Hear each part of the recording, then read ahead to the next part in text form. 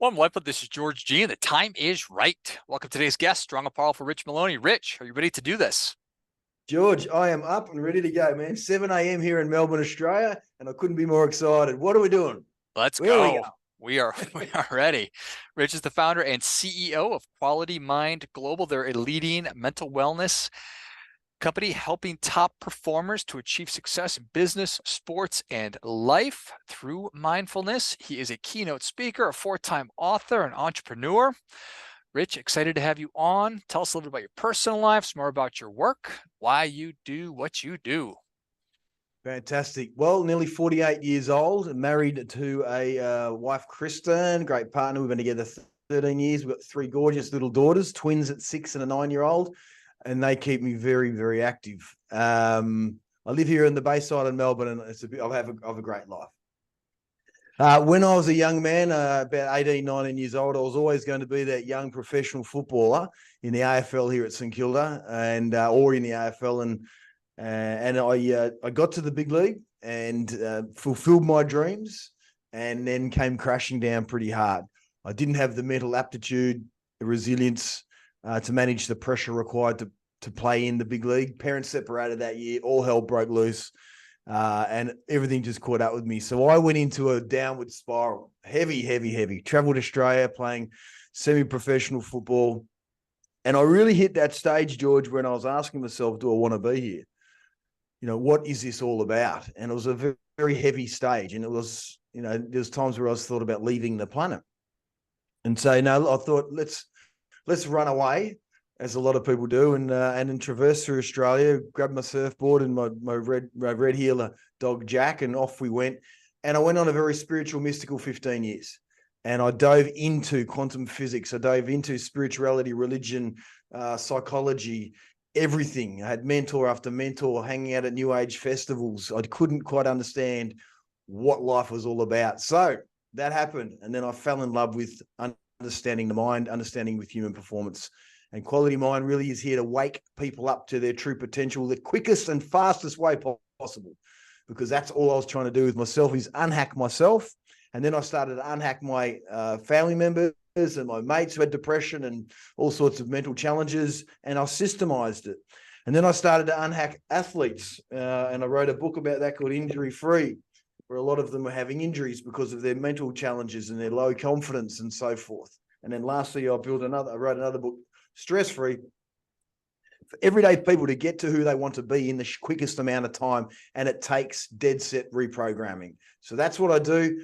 I'm on a roll. I love my family. I'm loving life. And this is really in my slipstream. Excellent, man. I appreciate you sharing that story. So you have a 9-year-old daughter, and then you had you had twins after that? That's it. No, that's right. Yeah. Well, talk about putting your work to the test right there, man.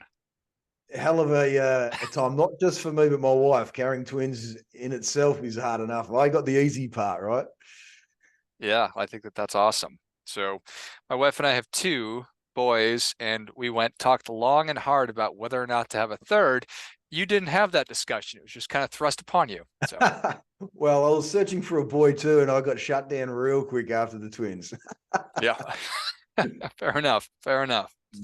So I find it to be fascinating how people work so hard to achieve the pinnacle of their field, if it's in athletics or music or business, only to get there and then to lose it all because of what you sort of laid out. Yeah. Why is that so common? You know, I mean, a question to you, out of all your colleagues and friends, how many people do you think really have hit their peak in life? How many people really get the utmost out of their life? Not many. Right. That's exactly right. And that was the big question. How do you maximize this human experience and do it really quickly? And so we had to scale that back and understand neuroscience and understand how technology needs to play a critical role in the brain change. So for instance, personal development is a 1980s, 1990s, great industry, hit hard, read books, seminars, workshops, and they're still around today and they're great. We run them. But to change yourself into the best version of you, you need to reprogram your brain. And that's as simple as that. So reading a book, it doesn't, it gives you insights, it gives you inspiration, you get a new idea, you might activate on it, but it doesn't change the inner triggers that you might have from a childhood. It doesn't change the limiting beliefs that you probably carry from your programming, and it doesn't change the subconscious programming from the first 7 years of your life here on planet Earth, which is where it's really bedded in. And so we just understood that. And then once we take people on these 12 or 24-week programs, they completely change their mind, because they are forced to with the technology that we use if they really are focused on it. And we only work with people that want to be 100% in that best version of themselves category within 6 to 12 weeks. Well, I think that that's super powerful. And I think that there's immense benefit to the personal development stuff you were just talking about. And I'm fascinated by the exploration of limiting beliefs and the programming, as you've been talking about, but I don't know that I've talked to somebody who's maybe put the science behind it and the technology behind it. I'd love to hear more about that. So in our first 7 years, and this is why a lot of us don't change, George, because in our first 7 years on planet Earth, what happens is our brains are in a hypnotic trance somewhat. And so what that means is we come into planet Earth as a little boy or girl, and that is deliberately designed. So you basically absorb everything around you. You absorb how to speak your language. You absorb how to act like your parents. You absorb what the media says, your friends, and so you can assimilate into that tribe. And so you become one of them, right? And so at the age of 7, up until the age of 7, your subconscious mind is just soaking everything in. So if you grew up in a family that's poor, or if you grew up in a family there's a lot of anger or high anxiety, then the likelihood of you having the same sort of behaviors and habits is exactly that. You're going to do that. So unless you grew up in a really wealthy environment, you only know wealth, which means you're usually going to become wealthy. So for people that didn't grow up in that, and they want to hack themselves into a really healthy program in the brain, then you need to there's only 2 ways to quickly change. And the major way is through constant repetition, right? It's like learning to drive a car, learning the alphabet, doing your shoelaces up, whatever it may be. You hit it, hit it, hit it, hit it. And so with technology, we need to use technology throughout the day between 7 and 30 minutes a day to reprogram the brain, to change the thoughts. It takes 63 days then to change those new thoughts into habits. So 21 days for the new thought. And that new thought could be, I'm happy. That new thought could be, I don't have anxiety. That new thought could be, I love myself. That new thought could be, I am going to be wealthy. To turn that habit, that thought into a habit, it takes 63 days. And then once that habit's in, all right, then you start rebuilding your new identity. All right, then your brain is conditioned to actually become that future self.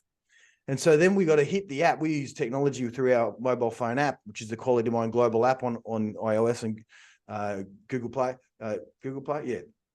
And so we use this every day, and they have to. If they don't use it, they get kicked out. Right? They just get eliminated from the program. Not eliminated, but they get, they need a coaching session. And so then we see these changes happening. Right? Because we've got to live in our future self more than the past. A lot of people are still regurgitating yesterday's news. Right? So we've got to move out of that mindset into future, because what you think is what you get. And if you're consistently having yesterday's thoughts, you're going to create yesterday tomorrow. And so there's little hacks that we use tech to sort of keep reminding us. And we're actually about to bring in an entire new technology upgrade in the middle of the year with AI and ChatGPT to become not only a virtual coach, because you can't just do it with a virtual coach. You've got to have human interaction. You've got to have a human coach. It's actually part of it. But we do it in big groups of like 5 to 50 people all at once on these big group program sessions. But tech drives it. 70% of the change that we have in our programs is driven by tech. 20% by the IP and coaching, and 10% by the community around you. Everyone pulls together and helps everyone else out. Does that make sense? I love it. It does make a lot of sense. I think that it's logical and very reasonable to utilize many different ways or methods as we can have. How does mindfulness play into this? How do I know if I have these? How do I know if I'm reliving my past and just repeating that? Well, when you're in the past, there's always a lot of guilt that can be associated with the past. So if you've got emotions of guilt and feelings of guilt, You can just, so this is, we call it the 6 stages of mindful alignment. So if I'm feeling off, then I'm usually in the future or in the past. And I'm worried about something that I've done or haven't done, or let down or whatever it may be. And that associated feeling in the chest area or the head or the throat, always, that's the first trigger to go, okay, I'm feeling off, which means I'm thinking off, right? Which means I've got to trace my thought. And a lot of people don't know this, but they are actually in charge of their thinking, right? Your thought comes in through your program, and the program might be you're not worthy. Your program might be I'm not loved. Your program might be I always stuff things up. And when that happens, that thought will ping through into your head, and then you need to think about that thought. But most people think that thought is who they are, and they sit in the past and dwell on it. Right? When if you get into the coach's box of your mind and go, well, hang on, there's a thought that's come in from my program, automatically triggered by a memory or some sort of circumstances or loneliness or sloppy thinking, then you think about the thought. So we've got to get in charge of our thinking. Right. So mindfulness is about really mindfully being aware of who's in charge in your head. Right. Does it really matter if you think about all the issues and challenges you had, George, last year and the year before, other than COVID, of course, but, general day-to-day stuff as a businessman and a father and so forth, hardly any of them came true, right? Because the mind is a drama queen and it's full of chemicals that blurt out into this, let's get important around something that's not important and give it feast and, and speak to your head like it's out of control, but we've got to get in control. Once we're in control, then we've got to really manage it going forward, and we've got to get future focused. So if you're in the past dealing with past issues, you're wasting your time. You're wasting the time to create and manifest the life you want. And that's what it is. So if you keep thinking about the past, you turn into the past. Does that make sense? It makes all the sense in the world. So mindfulness is about being fully mindful of where your intention is, your focus is. And what do you want? Most people don't even know what they want. Like I love it. I have we might go to a sporting event or just out for a barbecue. And once I've had a couple of reds, I like to put it, my mates call me the mind surgeon. I can't help myself. I go, okay, do you love what you do? And most people say no. I go, why not? What would you do if you had, the secret key to everything? And I sort of head down that track. And then I go, all those sorts of great, because I love the introspective part of life. I love really ticking in with people that want to tick in with me, and without getting too deep, of course. No, I think it's great. I think it's great. It probably makes you really popular at the barbecue. So it depends if I can overcook it too, For sure.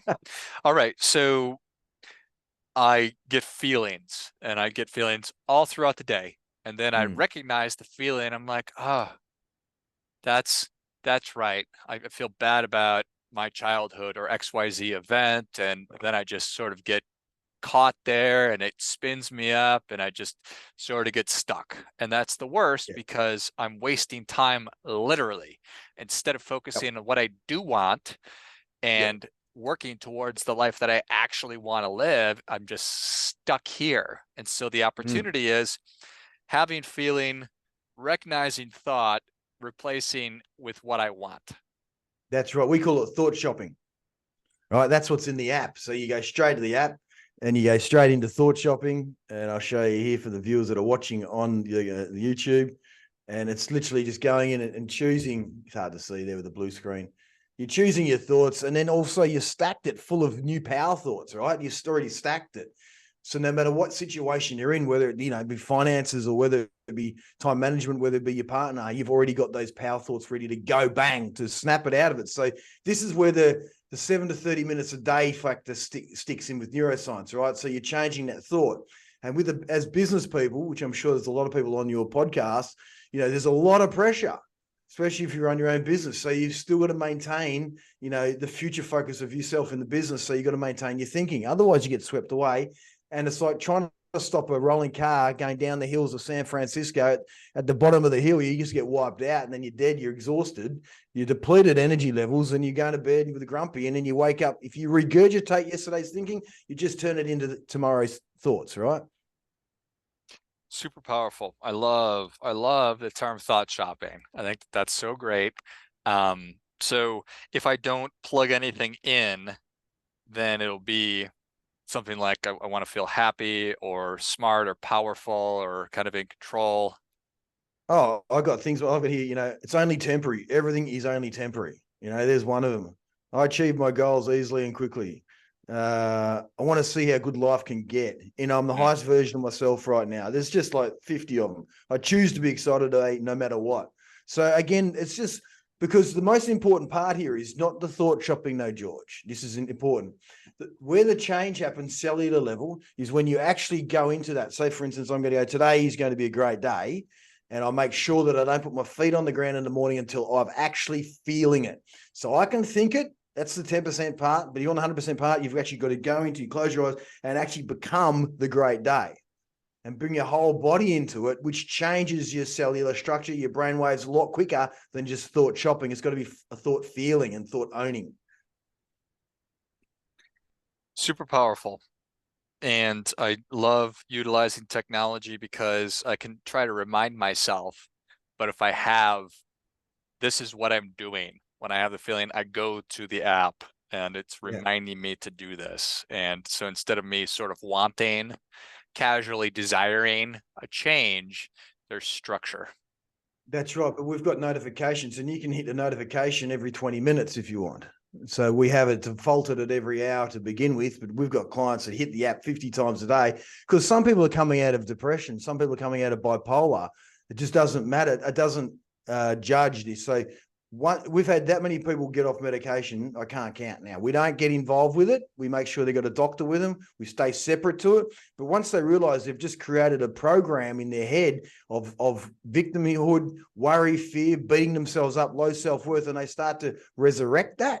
And all of a sudden, they're not haven't got sloppy thinking and worrying as much as they had it because the medication just basically numbs you, right? So if you get on top of those sorts of things, then 50 times a day they're coming out completely different people because they've reprogrammed their brain. But if you didn't have technology, George, this is the thing. What do? You have the 1 hour group coaching session with your coach, and then you have to remember stuff, and you come back the following week and no brain activation has happened. So this is how important tech is.